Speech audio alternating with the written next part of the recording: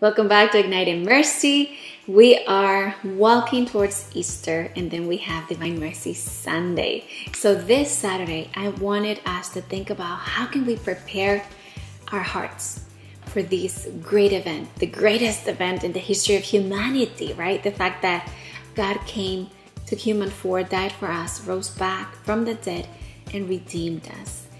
I wanted to share with you entry 72, which speaks of a burning heart. And as I read this, I want you to think, what's burning your heart at the moment? What is taking your heart captive? What is taking space in your heart? What is making it beat harder or slower? What's burning your heart? That's the question I want you to keep in mind as I read entry 72. And then I'm going to go into 73 a little bit.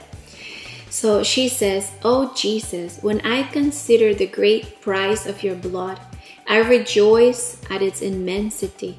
For one drop alone would have been enough for the salvation of all sinners.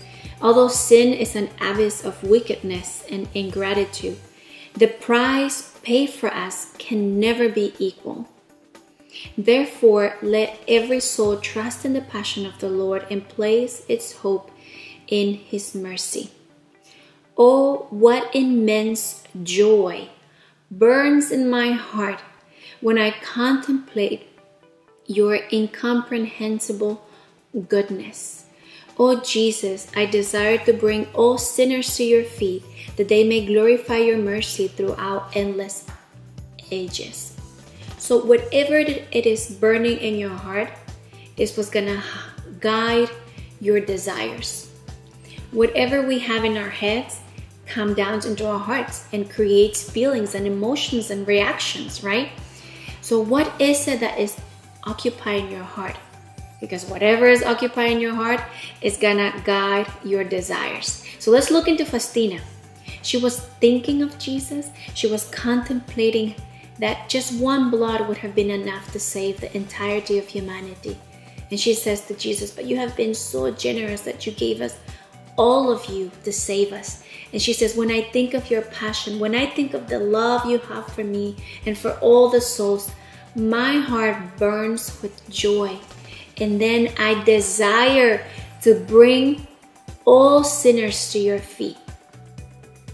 If your heart is not burning with gratitude for Jesus giving His life for you, you're not going to have a desire to be grateful. You're not going to have a desire to come to Mass. You're not going to have a desire to pray. You're not going to have a desire to sacrifice yourself, stay quiet, and avoid trouble at home, for example, in your marriage, with your children, with your in-laws. What is in your heart that is creating the desires that you have? If all you're thinking about maybe is hitting the stores for the sales or, the holidays and the food, you can see now what I'm thinking, right? If all you're thinking, if all you're feeling in your heart, what's burning your heart are exterior things that are not life-changing, things that are not transcending from this life into heaven, then your desires are going to be connected to that. I don't mean to critique. I don't mean to be mean. I mean to speak to you of what's in my own heart. Because today, I'm going to be thinking about, Cecilia, what's burning your heart? Is it all the credit cards you have to pay? Is it all the homework you have with your children? Because then my only desire is going to be, oh, I can't wait for the break so I can watch a ton of Netflix and chill out at home.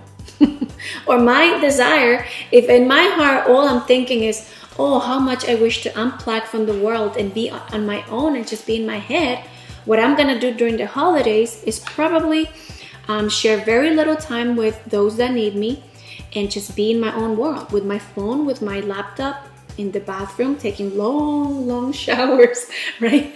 But if the desire in my heart is not about Jesus, if the desire of my heart, if what's burning in my heart doesn't have to do with the passion of Jesus, if what's burning in your heart doesn't have to do with the fact that Jesus died for you, you're not going to care that Easter is coming. But in the contrary, if you already, a few days before Easter, can catch yourself like I'm catching myself right now. And I can position my heart in the right place, in the right set of burning feelings and desires. Then my actions and my wishes and my plans are going to be towards Jesus, towards worshiping Him, towards being thankful, towards recognizing that I have all the blessings I have only because of Him, only because of Jesus, His precious blood shed for us on the cross. So Easter is coming. What's burning in your heart and what desires are coming forth? Think about that, and then I'll see you here next Saturday so we can then speak about Easter. Have a wonderful day. Bye-bye.